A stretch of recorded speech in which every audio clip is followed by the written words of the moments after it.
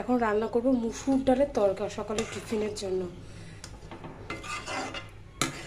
রুটি আর তরকা হবে, তার জন্য মুসুর ডাল সিদ্ধ বসিয়ে দিয়েছি। আমি এবার ফেনাটা কেটে নেব। এই যে মুসুর ডালের যে ফেনাটা হয় না, এটা কেটে নেব।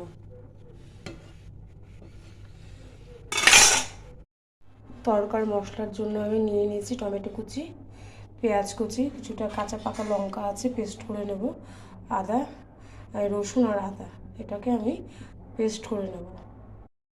ডিম ভুজিয়াটা আমার হয়ে গেছে, তেলটা গরম হয়ে গেছে। এর মধ্যে আমি দিয়ে দেবো ফোড়নে সাদা জিরে, দিয়ে দেবো আগে থেকে টমেটো আর পেঁয়াজ কুচিটা, লঙ্কা আদা টমেটো পেঁয়াজ রসুন পেস্ট দিয়ে দিলাম। দিয়ে দেবো এবার স্বাদ মতো লবণ,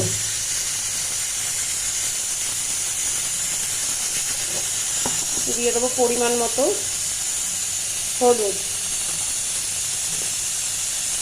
একটু কালারটা ভালো আসার জন্য দিয়ে দেবো কাশ্মীরি রেড চিলি। মশলাটা প্রায় অনেকটাই কষে এসছে, অল্প পরিমাণে আমি জল দিয়ে দেবো। কষা হয়ে গেছে বুঝতেই পারছে। এবার দিয়ে দেবো আগে থেকে ডিম ভুজিয়াটা, এটা করে রেখেছিলাম। ভালো করে মিশিয়ে নেব।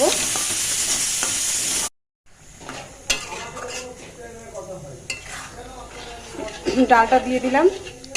আমার ডাল মুসুর ডাল দিয়ে ডিম দিয়ে তরকাটা আমার হয়ে গেছে, শুধু এখন মশলাটা দিয়ে নামাবো।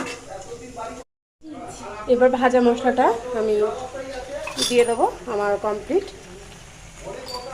এগ মুসুর ডালের তরকা।